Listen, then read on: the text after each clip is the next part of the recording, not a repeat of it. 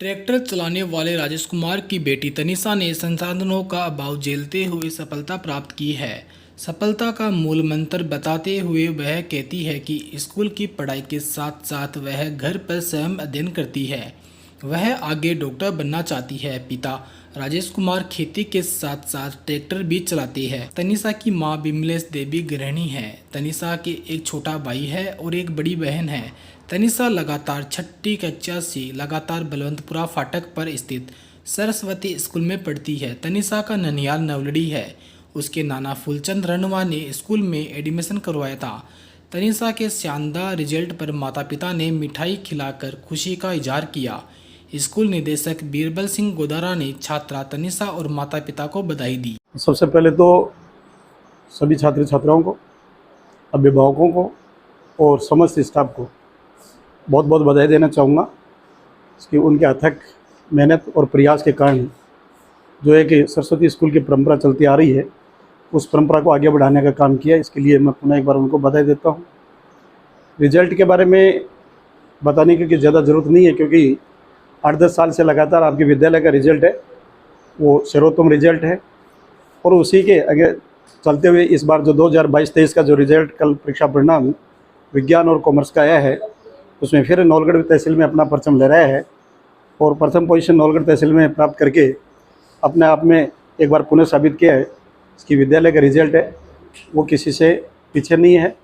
और ये रिजल्ट का जो प्रमुख कारण है, उसके पीछे जो सबसे महत्वपूर्ण कारण है वो है विद्यालय का अनुशासन। जो विद्यालय का अनुशासन है उससे सब लोग परिचित भी हैं। और मैं बधाई देना चाहूँगा हमारे छात्र छात्राओं को, इसके अनुशासन में रह करके वो अपने जीवन में आगे बढ़ने के लिए ललायत रहते हैं। जिस प्रकार की गाइडलाइन उनको विद्यालय से दी जाती है, उस गाइडलाइन का पूर्णतः पालन करके और आगे बढ़ते हैं। अभिभावकों का भी हमें पूरा समर्थन मिलता है। अभिभावक सचेत रहते हैं। अभिभावक समय समय पर हमें जो भी समस्या होती है उनसे अवगत कराते रहते हैं और उन समस्याओं का निदान करने में हम कहीं भी पीछे नहीं रहते हैं। समस्याओं का निदान करके बच्चे को आगे बढ़ाने का पूरा प्रयास करते हैं हम लोग। इस संस्थाओं में 1-2 बच्चे टॉपर रहते हैं, लेकिन जब जहाँ पर ओवरऑल देखा जाए तो सरस्वती स्कूल का बहुत बेहतरीन रिजल्ट रहता है, तो इस बारे में क्या कहेंगे? इसमें ऐसा है राजकुमार जी, इसकी मतलब जो एक बच्चे का परसेंटेज आना कोई मायने नहीं रखता है, 2 बच्चे भी आ सकते हैं, कोई मायने नहीं रखता है। ओवरऑल रिजल्ट की जब गुणवत्ता दृष्टि से हम देखें, रिजल्ट तो उसी को मानते हैं।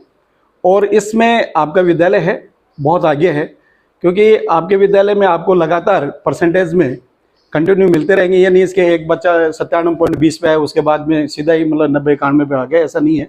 96, 96.5 भी मिलेगा आपको, 95 मिलेगा, 95.5 मिलेगा, 94 मिलेगा, 90 मिलेगा।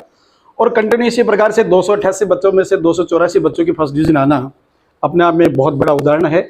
और मैं मानता हूँ कि ये विद्यालय का जो स्टाफ है उसके अथक मेहनत और प्रयास के कारण से ही ये संभव हो पाता है। और साथ में ही अभिभावकों का जो सानिध्य हमें मिलता है वो भी इसमें अपने आप में एक मुकाम हासिल करने में योगदान देते हैं हम लोग। जो साइंस की टॉपर है तनिषा, उसके नाना जी एडमिशन कराने के लिए आए थे यहाँ पर, तो ऐसे चर्चा थी कि भाई बस वगैरह नहीं जा पा रही थी, तो उन्होंने आपसे कहा था, तो आपको कन्विंस किया था, फिर आपने भी उनकी बात का सम्मान रखते हुए किया पूरा सहयोग। तनिषा का जहाँ तक है, तनिषा का एक मैं अचीवमेंट मानूंगा इस मामले में, क्योंकि वो जहाँ पे रहती है वो ऐसी जगह इसकी वहाँ पे बसों का आवागमन नहीं हो पाता है। और बसों का आवागमन नहीं होने के कारण से वो बच्चे यहाँ नहीं पढ़ पा रहे थे। उसके नाना जी हैं फूलचंद जी, वो मेरे काफ़ी मतलब नज़दीक के हैं। तो उन्होंने एक दिन बातों बातों में कहा कि मैं भी दोहिता और दोहिती को यहाँ पढ़ाना चाहता हूँ। मैंने कहा कि एडमिशन करवा दो और नौलड़ी से भेजना शुरू कर दो उनको। नौलड़ी के उनके नाना जी हैं, तो उन्होंने कहा नहीं नहीं नहीं, ये बस तो वहाँ जाए तो ही मेरे वो पढ़ें और पढ़ेंगे यही। वो उन्होंने ये जिद कर ली इसकी पढ़ेंगे ही। और एक दिन आकर के अचानक उन्होंने दोनों तीनों बच्चों का एडमिशन करवा दिया। और एडमिशन होने के बाद में हमारे लिए भी ये मुसीबत हो गई कि वे बच्चों का एडमिशन हो गया है और उनका जो मतलब हमारे से संपर्क था उसके कारण से भी, और कहीं न कहीं बच्चों के प्रति एक सॉफ्ट कॉर्नर रखते हुए हमने प्रयास किया कि वो बस वहाँ तक पहुँचे, जहाँ तक संभव होती है वहाँ तक पहुँचाने की कोशिश की। और वो बस लगातार वहाँ पर 5-6 साल से लगातार चल रही है। और उसी का नतीजा है कि आज तनिषा है विद्यालय में टॉप है।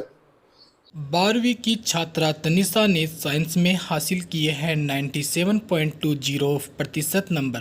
कल 12वीं क्लास विज्ञान और कॉमर्स का परिणाम घोषित हुआ है और हम सरस्वती स्कूल बलवंतपुरा में हैं। तनिषा डॉटर ऑफ श्री राजेश कुमार ने 97.20% अंक प्राप्त किए हैं और नवलगढ़ शहरी क्षेत्र में प्रथम स्थान प्राप्त किया है। सबसे पहले तो तनिषा को, राजेश जी आपको बहुत बहुत बधाई हो परिणाम की, बहुत सारी शुभकामनाएं बेटा। अब हम तनिषा से जानना चाहेंगे कि उन्होंने किस प्रकार से तैयारी की, क्या उनके पूरे साल भर प्रोसेस रही थी, आगे वो क्या सोचते हैं, ये चर्चाएं हम तनिषा से करेंगे और राजेश जी से भी जानना चाहेंगे कि उनका कैसा रहा था माहौल, क्या सोच थी ये। तो सबसे पहले मैं तनिषा से ही पूछना चाहूँगा, तनिषा जब 12वीं क्लास में इंटर किया था या 11th क्लास में जब इंटर किया तो क्या टारगेट थे और अभी रिजल्ट के बाद में कैसा लग रहा है, इसके बारे में थोड़ा सा। 11th क्लास में आई थी तब कोरोना था, तो उसके बाद में 2 महीने बाद स्कूल स्टार्ट हुई और उस टाइम पे मैं ना 10th का पेपर तो नहीं लगा था, इसलिए मैं 11th में आर्ट्स में चली गई थी। फिर सर ने बोला कि तू बायो ले, इससे ऐसा होगा, तू यदि है ना सिविल सर्विसेज में जाना चाहती है तो नीट के बाद में कर लेना है। फिर सर ने मैंने बायो में ली, फिर मैंने ना उसी अकॉर्डिंग मेहनत करना शुरू किया और सर भी हमेशा सपोर्ट करते थे, हमेशा मोटिवेट करते रहते थे। इसी के 11th में भी मैंने अच्छे से कवर किया। फिर 12th में जैसे मैं आई तो फिर मेरे को अच्छे से समझ में आ गया था बायो, फिजिक्स, केमिस्ट्री सारे सब्जेक्ट। फिर मैंने 11th में उस टाइम पे हमारे लास्ट ईयर निकिता उसके 98% रहे थे, तो मैंने सोचा उससे ज़्यादा परसेंट लेके आऊँगी, बट उससे ज़्यादा तो नहीं आया, बट स्कूल टॉप किया तो अच्छा लगा है। तनिषा ऐसा लग रहा है किसी सब्जेक्ट में जो सोचा था उससे कम मार्क्स आए हैं और उसमें कुछ ज्यादा टारगेट किया था, ऐसा फिजिक्स में मेरे यहाँ प्रीबोर्ड्स हुए थे, उसमें मेरे मतलब कई बार तो पूरे में से पूरे नंबर भी आते थे और मेरे को लगा था कि फिजिक्स में मैं पूरा कर पाऊंगी, बट जब मैंने ना पेपर स्टार्ट किया तो MCQs में 2 क्वेश्चन ऐसे थे जो मेरे को समझ नहीं आ रहे थे कैसे करूँ। फिर उसकी वजह से आगे का पेपर मैं अच्छे से रिप्रेजेंट नहीं कर पाई, उसकी वजह से मेरे फिजिक्स में जो चाहती थी उससे मेरे कम नंबर बने। तनिषा एक इंटरेस्टिंग बात जो आपने शुरुआत में बताई थी कि शुरुआत में 1.5 महीने आर्ट्स पढ़ी थी और उसके बाद में बायो में चेंज हुआ, तो वो मतलब क्या एक्सपीरियंस था, कैसे हुआ, एक बार थोड़ा सा वापस से, क्योंकि वो एक टर्निंग पॉइंट होता है 10th के बाद में 11th का। उस टाइम पे सर मेरे को समझ नहीं आ रहा था, मैंने सारे सब्जेक्ट्स की बुक मंगवा ली थी, कॉमर्स की, सारे घर पे सबसे पूछती तो कोई कुछ बताता, कोई कुछ बताता। बड़ी सिस्टर की निकिता की साइंस की बुक भी पढ़ना स्टार्ट कर दी थी मैथ्स के लिए कुछ। यस, मैथ्स में भी जाना स्टार्ट किया था, पर सोचा था तो निकिता ने बोला कि तू मैथ्स नहीं बायो ले, बायो में अच्छा कर पाएगी, सर भी बायो के लिए बोल रहे हैं, तो फिर मैंने बायो लिया। फिर जैसे ही मैं आई थी तो उसके 15-20 दिन बाद हमारा सेक्शन टेस्ट हुआ था, तो मेरे को समझ नहीं आ रहा था कैसे करूं, बट जो सर ने चैप्टर करवा रखे थे उनके नोट्स पढ़े तो उस टाइम पे भी मेरा अच्छा रहा और उसके बाद में से मैं हमेशा पढ़ती तो मेरे फर्स्ट रैंक। तनिषा ने जब शुरुआत की थी 11th में तो 8 सब्जेक्ट से की थी, जब सब 10th के और 11th के बीच में जो गैप था तो उस टाइम पे बातचीत हो रही थी कि क्या सब्जेक्ट लेना चाहिए, तो पूरी तरीके से क्लियरिटी नहीं थी। परंतु इसके प्रीवियस रिकॉर्ड को देखते हुए, जैसे कि तनिषा 6 क्लास से यहीं पे पढ़ रही है, तो ये था कि इसका जो वे है वो साइंस के प्रति पॉजिटिव है, आर्ट्स के अंदर भी बहुत अच्छा है, परंतु ऐसा लगा कि ये साइंस में बहुत अच्छा कर सकती है।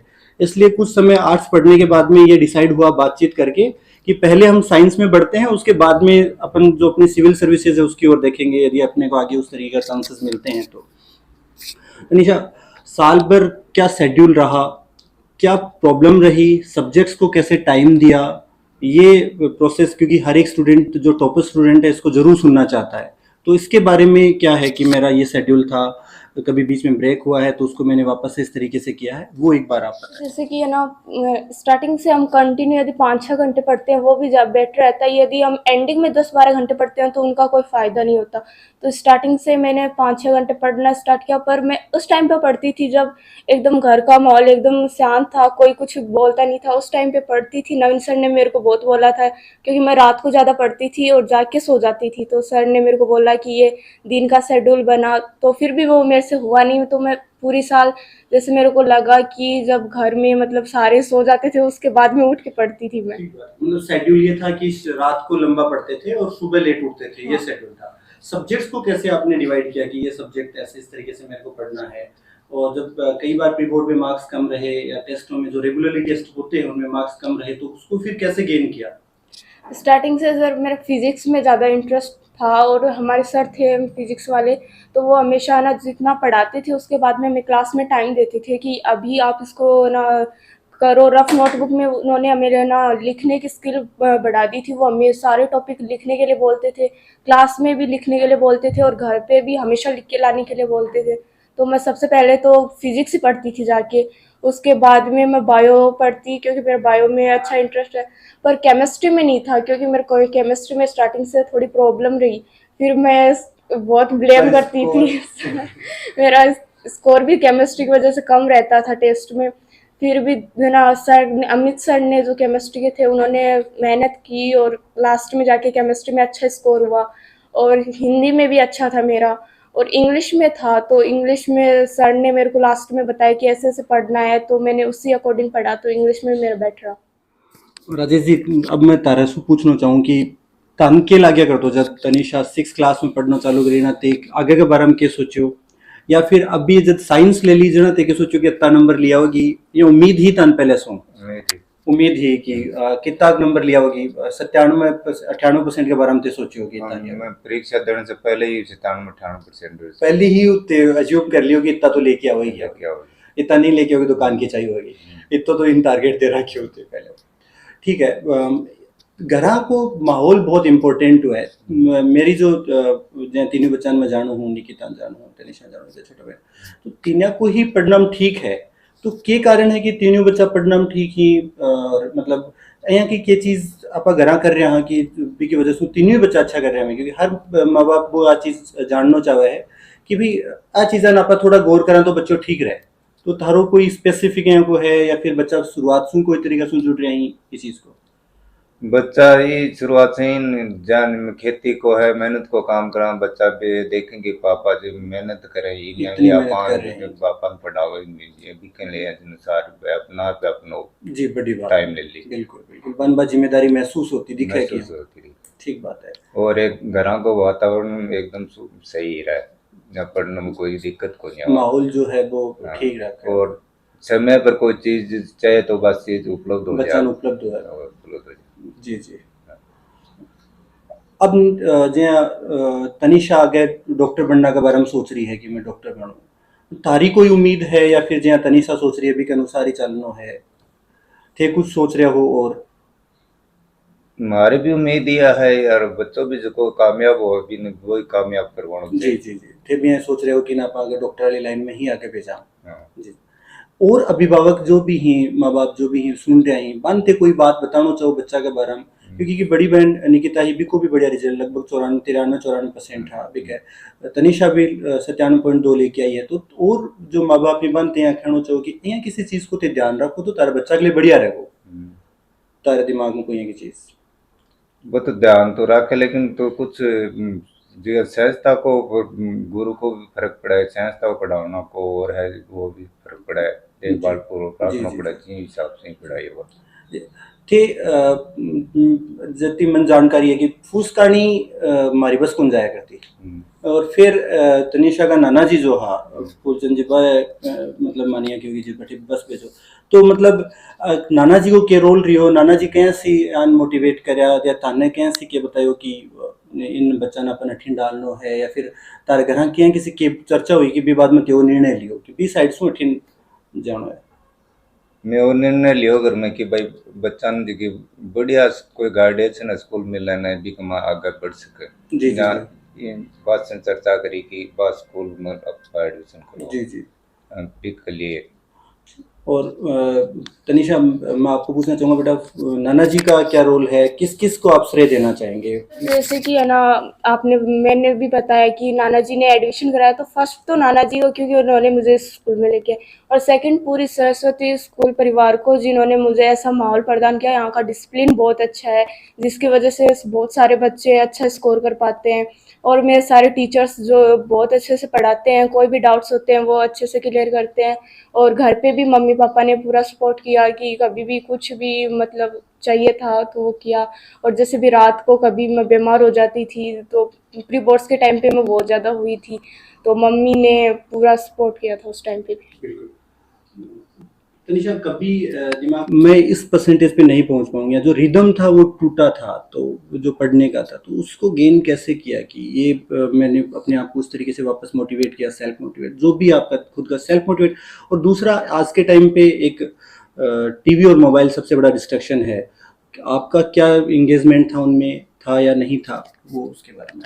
सर जैसे कि है ना, मैंने 12th में है ना पहले से डिसाइड करके मैं इंटर हुई थी, तब मेरे स्टार्टिंग के टेस्ट में मेरा अच्छा स्कोर था, बस थोड़ी सी केमिस्ट्री में प्रॉब्लम थी, वो धीरे धीरे दूर हुई। और हाफ ईयरली में मेरे एक बार सेकंड रैंक आई थी, तब मेरे को ऐसा इंग्लिश में मेरा कम स्कोर आया था उस टाइम पे, तो मेरे को लगा कि इंग्लिश को ज़्यादा टाइम देना होगा, फिर टाइम भी कम था, तो मम्मी को बताया कि ऐसा हुआ है, तो मम्मी ने बोला कि अभी तो टाइम है, तू कर लेगी ऐसे, और बाद में बोला कि तूने पिछले क्लासों में भी तो किया है, तू कर लेगी।